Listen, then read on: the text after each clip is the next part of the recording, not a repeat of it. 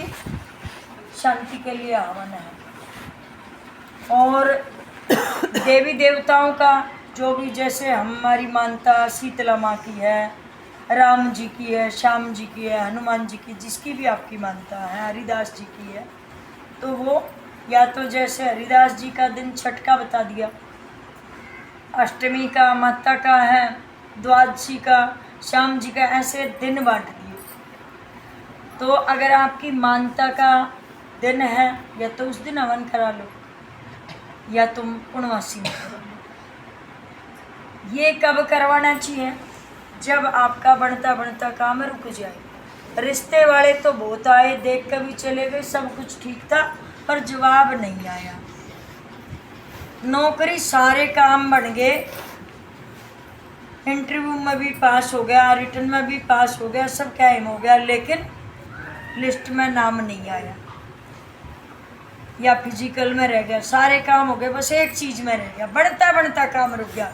तो कितने सियाने दूर जाने की जरूरत ना, आप ही सबसे बड़े सियाने हो। तो समझ लो कि आपके देवी देवता, आप कुछ वे नाराज ऐसे ही नहीं होते, रुकावट काम में ऐसे ही नहीं डालते। आप कुछ बोल कर भूल गए, शर्त धर कर भूल गए, वचन देकर भूल गए, तो वो याद दिलाने के लिए आपकी डोर को थोड़ा हिला देते हैं कि समझ जाए। वे दुखी कर राजी नहीं है, ना पितर और ना देवी देवता, पर वे थोड़ी सी डोर हिला देते हैं कि क्या पता ये समझ जाए, याद आ जाए इसको कुछ। तो दुख भी आना जरूरी है। क्यों? दुख में हमें बहुत सीख मिलती है कि क्या भूल गए। दुख में आदमी फड़फड़ाएगा, इधर उधर जाएगा, अपनी भूली हुई बात को याद करेगा, अपनी खोई हुई चीज़ को, वचन दिए हुए को याद करेगा। हर समय सुखी सुख रहेगा तो आदमी आपे से बाहर हो जाता है, फिर वो किसी को भी समझता नहीं है, वो अपने को ही भगवान मान लेता है कि किसी की ज़रूरत नहीं पड़ती, हर चीज़ सुखमय है, तो मानस किसी को समझेगा ही नहीं। जैसे रात के बाद दिन और दिन के बाद रात आती है, कोई रोक नहीं सकता, ऐसे ही सुख के बाद दुख और दुख के बाद सुख, सुख के बाद दुख और दुख के बाद सुख आता ही रहता है, इसको कोई भी रोक नहीं सकता।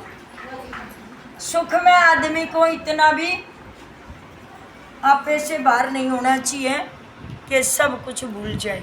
सुख में कंट्रोल में ये होना चाहिए कि भगवान से प्रार्थना करनी चाहिए कि भगवान मुझे पता है अब सुख के बाद दुख की बारी है, पर ऐसा दुख दिए जो मैं उठ सकूं और आप मेरे साथ रहना, आप मेरा साथ मत छोड़ना। दुख के बाद सुख के बाद दुख आया और दुख के बाद सुख आएगा, तो दुख में भगवान को याद करके कि भगवान मुझे पता है इसके बाद सुख की बारी है, आपकी मर्जी जैसा सुख आप दें। इधर का दीजिए।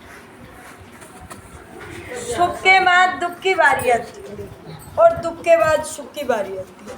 बोला दुख में सुमरण सब करे, सुख में करे ना कोई, जय सुख में सुमरण करे तो दुख काहे का हो। दुख हो जाए तो भगवान दोहरा बात जाए, सुख हो जाए तो मैं में। आधी बार तो हम खुद मना करते भगवान के नाम में जाने के लिए, तीर्थ पे जाने के लिए, कहीं भी भक्ति पूजा में जाने के लिए हम खुद मना कर देते, वो मन की मर्जी होती। जब हमने तीर्थ पे जाने के लिए मना किया या सत्संग में बुलावा आया वहाँ से मना किया, या हमने किसी भी धर्म कर्म के काम में बुलावा आया और हमने मना कर दिया खुद, वो मन की मर्जी होती है। आत्मा कभी ऐसे विचार नहीं देती कि आप अच्छी जगह मत जाओ। और जब हमारा भगवान के नाम से मुंह मुड़ जाता है, चाहे वो सत्संग है, चाहे तीर्थ है, चाहे धर्म कर्म का काम है, तो समझ लेना कि ये दुख के संकेत हैं, इसके बाद कुछ भी दुख आएगा, इसलिए बुद्धि बदलनी शुरू हो जाती है। ये शास्त्र कहता है, सुख सागर में लिखा हुआ है, हमें थोड़ी पता है, जो पढ़ते हैं उसमें से एक आध बात याद रह जाती है तो आपको बता देते हैं। तो समझ लेना कि अब इसके बाद दुख की बारी है, ये परमात्मा जाने के कैसा दुख आएगा, क्योंकि हमारी जब विचारधारा बदल जाती है। तो मन की मर्जी चली, आत्मा कभी अच्छे विचारों के काटती नहीं। जहाँ अच्छे विचार आते हैं उसको उसी समय कर देना चाहिए। अच्छे विचार बार बार नहीं आते, कभी कभी आते हैं, क्योंकि हमने सारी जिंदगी मन मर्जी की है।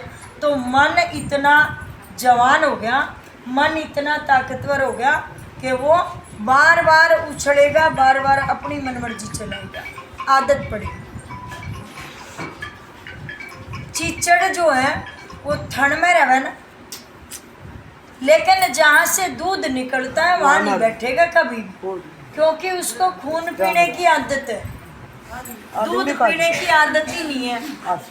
दूध भी वहीं से निकलता है और खून भी वहीं से निकलेगा, लेकिन वो जहाँ से दूध निकलता है मुंह के आगे कभी चीचड़ मिलेगा नहीं, क्योंकि उसने दूध पीने की आदत नहीं।